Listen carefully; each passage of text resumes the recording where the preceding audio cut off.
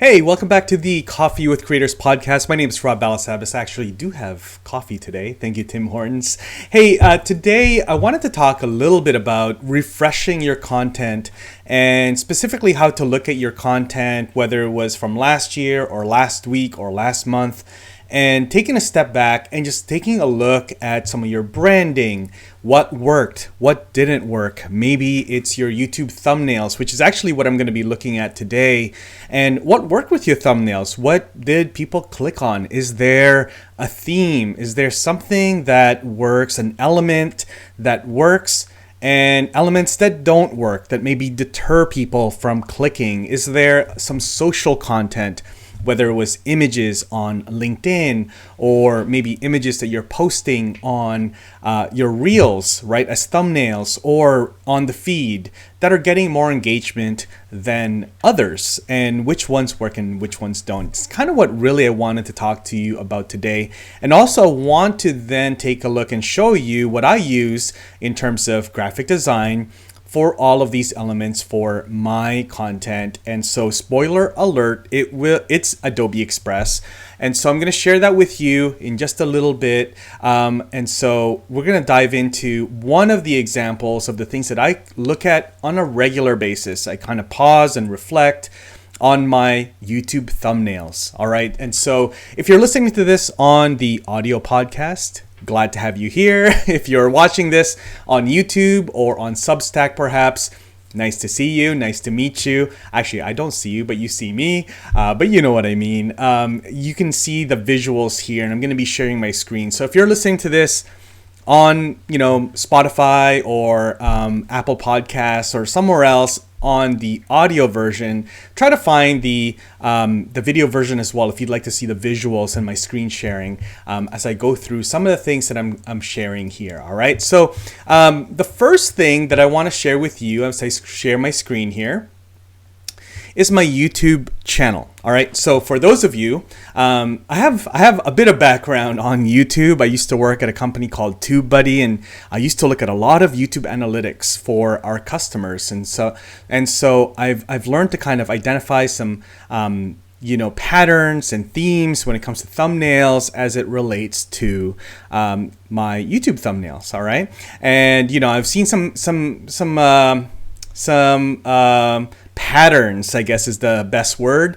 And I've seen some patterns of what works and what doesn't work when it comes to my YouTube thumbnails here. So I'm gonna dive into this a little bit. I'm actually just going to fix my screen here so that it really does show my screen. And so I think you can see it here, and away we go. All right, so you can see here, I look at my analytics. So I'll go into my YouTube studio, I'll go into the content tab, and then I'll look at my videos, and I'll rank my videos based on views, right? That's the best way to do it. I like to look at views first. All right. How many of these videos, how many views am I getting? And so I can kind of see what are the top videos that are getting the most views, right? And so as I go through this, I can kind of see, all right, cool. I see some patterns here. The videos, the thumbnails with my face on it with very little words, usually 3 words or less is usually the best when it comes to YouTube thumbnails. I've learned this over time. People don't want to read a lot of words when it comes to your YouTube thumbnail. That's just not how they decide which videos to watch. They like to see a visual, maybe some type of, a logo, for example. If I'm talking about Adobe Express, then I'm going to put in an Adobe Express logo because that's familiar to that audience. And so that's what I'm starting with. I also like to humanize my thumbnails, so you can see that, I can see that there's, the videos, the thumbnails with my face on it tends to do well as well. Big, bright, contrasting text over some colorful background. Some type of colorful background works really well as well. All right. Now, this is, if you're not familiar, and I'm kind of, going off on a bit of a tangent here, but when it comes to YouTube thumbnails, it's actually a really good tool that I use to A/B test YouTube thumbnails, which is TubeBuddy. TubeBuddy has a fantastic tool that allows you to A/B test 2 different thumbnails so that every 24-hour cycle, it alternates between two thumbnails, thumbnail A, thumbnail B, and then you can kind of see over time, which thumbnail performs better, which thumbnail gets more clicks, and so on.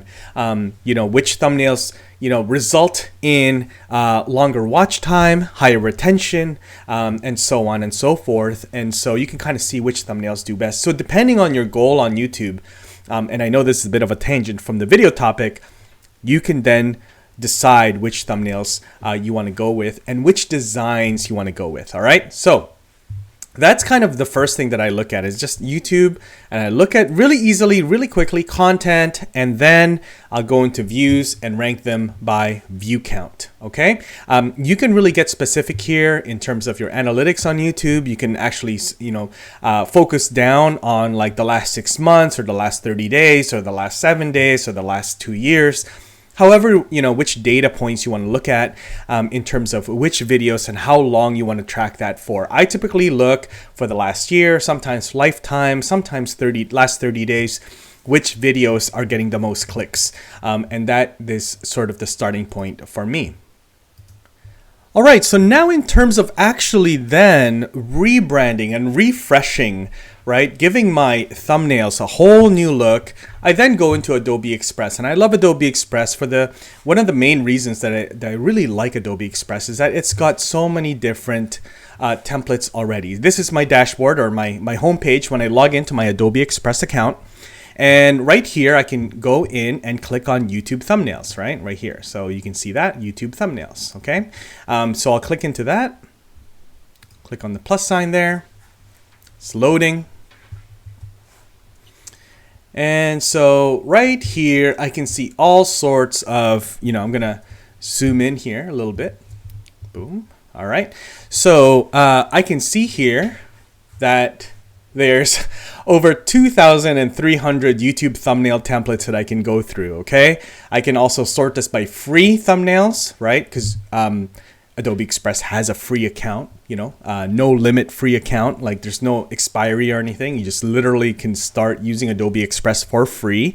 And by the way, I will have a link in the description or in the show notes to go and set up your free Adobe Express account. Okay, so make sure you go and do that so you can start playing around and toying around with Adobe Express and clicking around and seeing the different thumbnails and the different options for fonts and all of those things with your own Adobe Express account. Okay, so free, and then if you want to get fancy, you can also choose all of the premium options as well, which I have access to. Okay, so now you can kind of go through here and you can see, okay, cool. Like I know that I like big, bold text.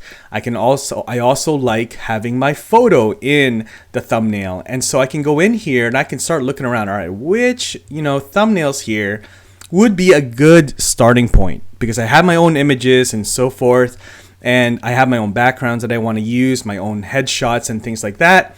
Which one here has a really good template already that has already done the majority of the work for me in terms of designing that thumbnail? Probably almost about 90% of the work is already done with these templates, okay? And so I can go through here and I can kind of see, all right, which ones do I like, right? So, even this one, 7 pitching tips, right? I can see that there's the fonts, the text, and then also the image right here on the right, which looks a lot like this one that I created for my own thumbnail, which does really well. This video is not new. It's fairly older video, and it still gets a ton of clicks because of this thumbnail. It still gets a lot of views. And so that one kind of works very closely, kind of looks really close to that. I could improve on that as well, right? And so I'm just kind of going through here, looking through. This is typically how I look through the templates and seeing which options would work really well. This one looks nice. Lower body workout. I can see that it's got a bright background and then the text right over it. I can see that there's a placeholder. I look at these images and I'm not zoned in on saying, okay, this is what it's going to look like, but I can see, okay, that's a placeholder for where I can put my own photo, right? Or maybe a photo of my guest if it's a video podcast perhaps, right? And so that's how I look at these thumbnail templates, okay? And so I'm looking through this. Let's, pick one here. right? Let's see. I'm just going to scroll through. Work with me looks good. This one, Upcycling 101. Okay, so I'm going to click on that one. I'm going to zoom back out. All right. Oops, my bad. There we go. All right, so see, this is a great looking thumbnail already. I can see that it's already got really good font and also combination with the headshot. I told you earlier that I really like to have a headshot here. So if I was to break this down, right, we've got really good font here. So this font right here is solid Upcycling 101. And then if I want to, I could keep this subtext, which I probably won't. I'll probably get rid of that. Knowing what I know, I like to have as little words as possible, as least amount of words as possible in my thumbnail. So I'll probably just keep Upcycling 101, keep that font there, change it to my own. Now this headshot portion, perfect. I've got a headshot that I know would fit really well there. And then I know that there's also an element here that looks really good, which is this portion right here. It's where, because I know that I do a lot of tutorials for different software, I can put the software, the logo of the software right there and replace that placeholder image. And so this thumbnail looks great. I like the background, it's textured, it's colorful. I know that it will also pop when it goes on YouTube, right? So if I were to go on YouTube right now, the YouTube background is usually white or black. This blue right here is nice. It's a nice pop from that color. And so when people are scrolling, this image will pop from the page and it'll draw some additional attention. It'll help me get more clicks, right? And so that's how I look at this. Now, when I have all of this already in here, all I need to do is I have photos, right? I have photos there. I also have libraries on the left-hand side. You'll see that I'm clicking through. I'll have libraries of me, right? My own photos. There you go, right? So you can kind of see if I were to take this here, right? Take this photo out. I could easily add one of my photos in here, okay? So, you know, really, really simple. So I can start adding my photos in there. There we go. Me pointing up and everything, and it's all right there, right? So I can fix this background a little bit. There it is. Take that out and away we go right there, right? So there we go. We've got that. If I go back here, let's look at logos. What are some of the logos that we're using? Okay, maybe I'm gonna take this logo out and we're gonna do Spotify for whatever reason. Nope, not that one. This one, okay? So I'm going to move this over here a little bit and we've got our Spotify logo right there, right? There you go. So now you're seeing all of this kind of coming together, and then I would put something to the effect of, you know, let's say podcasting, right? 101, something to that effect, right? Maybe it's a little too close to or too far away from each other. So I will probably change the line spacing a bit. There you go. And move that up a little bit. Okay. Make this a little bit smaller so that nothing is covered. I'm going to take this out. Like I said, I don't really need that third, that little subtext there. And there it is, Podcasting 101. And that's going to be the video, for example, how to get started with podcasting, right?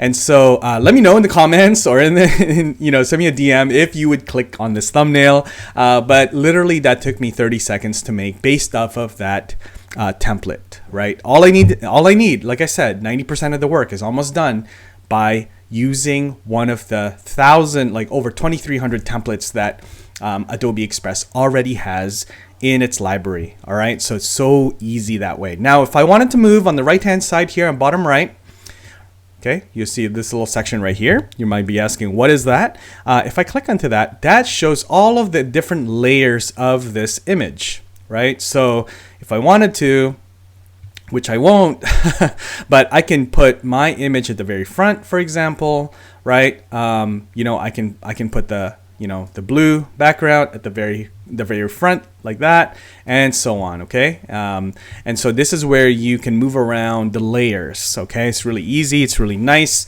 especially if you want to move things around and like make colors pop and so on. Put backgrounds and all of that kind of stuff. All right, so it's actually not a bad thumbnail. It might even actually make this video, to be honest. And so yeah, there you go. And so now I can go here and I can then start adding pages. So if I like this design, right? I like this format. I can duplicate this page, right? So let's say I like this one. Let's duplicate it. Okay. Now you're gonna see here, and it might be really small in the video, but at the very bottom of this, there's pages. Okay. So right now I'm on page 2. Okay. Okay, there we go.